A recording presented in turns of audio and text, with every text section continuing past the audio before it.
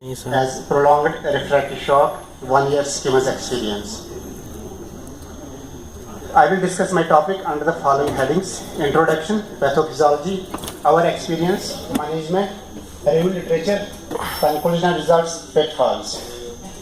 Shock is a complex syndrome characterized by systemic arterial hypotension, meaning MAP less than 65, tissue hypoperfusion, which is apparent through cool clammy skin, oliguria, and altered mentation. And third thing is a biochemical abnormality, that is hyperlactatemia, indicating abnormal cellular oxygen metabolism. So, for the definition of shock, you should have all the three things. Word about refractory shock. Shock that lasts greater than 1 hour and does not respond to either fluids or pressure therapy.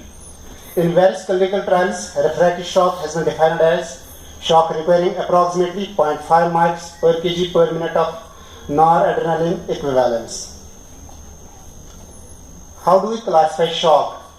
Henson Cox classifies it into hypovolemic, meaning fluid loss either into the external environment or into the third space. Causes are severe acute pancreatitis, upper GI bleed, or acute gastroenteritis. Cardiogenic shock.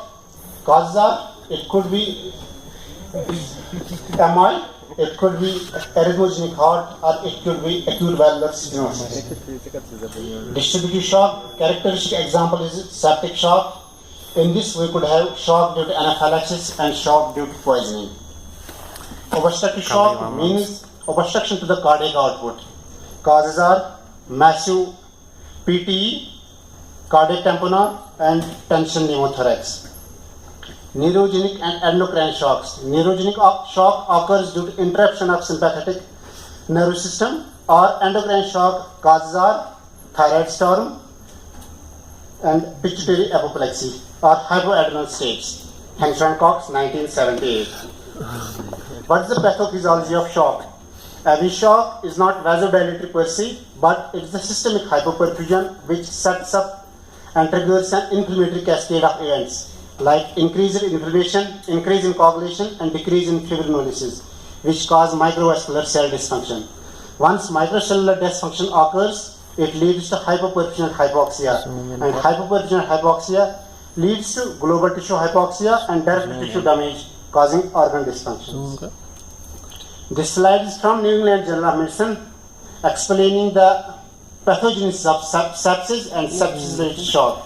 It occurs due to host pathogen interaction. When the pathogen invades the host cell by means of toll-like receptors or C-type lecithin receptors, it leads to leukocyte activation, complement activation, and coagulation activation, which leads to cytokine release, proteases release, and reactive oxygen species. Once these things are released, it causes the tissue to necrose, and once the tissue dies, it releases the damage-associated molecular patterns, and it causes the collateral damage on the cell. But on the other hand, host tries to combat the infection by means of various counter-regulatory mechanisms like neuroendocrine regulation, impaired function of immune cells, and inhibition of pro-inflammatory gene transcription. But on the other hand, these anti-inflammatory responses sinks the patient into immunosuppression, which leads to the enhanced susceptibility to secondary infections. Prolonged shock affects vital organs. CNS, we could have altered consciousness confusion. Respiratory system could be also involved, leading to tachypnea, acute lung injury, or ARDS, depending upon the PaO2 or FiO2 ratio. In liver, it could lead to jaundice, elevation of enzymes, or decrease in albumin. Metabolic, it can cause metabolic acidosis or lactic acidosis by increasing the lactate level and decrease lactate clearance. Cardiovascular, it can cause hypotension, tachycardia, and altered central venous pressures. In renal, it can cause pre-renal AKI or it can cause ATN. Hematology, it can cause conjunctive coagulopathy or thrombocytopenia. Prolonged refractory shock, our experience from the Department of Emergency Medicine. We have collected 102 patients with shock requiring pressure support for greater than 12 hours, and they were studied for a period of 1 year and were followed for 6 months. We excluded patients of traumatic shock, patients who need pressures for less than 12 hours, and patients who responded to volume expansion. Demographics were, majority of the patients were from Kashmir province, 39 were from central, 36 were from the south Kashmir, 19 were from the north Kashmir. We also cater patients from Jammu and Ladakh, they were 8 in number. Gender, majority were males, 59 in number, 43 were females. Literature writes, prevalence of septic shock is lower in women than in men. We divided the patients into various age groups. Majority of the patients were elderly. Greater than 60 years, they were 57 in number. 40 to 60 years, they were 28 in number. And less than 40 years, 17 in number. We classified shock patients into various etiologies. Distributed shock was the most commonest. It was present in 62 patients. Cardiogenic was present in 21 patients. Obstructive was present in 6 patients. And hypovolemic shock was present in 11 patients. D. Baker et al. They have studied comparison of dopamine and noradrenaline in the treatment of shock, and this is published in New England Journal of Medicine 2010. They have conducted a trial involving more than 1,600 patients with shock. Majority of the shock they have found were septic shock, 62%, 16% was cardiogenic, 16% was hypovolemic, and 6% was other types of shock. Majority of our patients had comorbidities. They were 19 number, 12 didn't.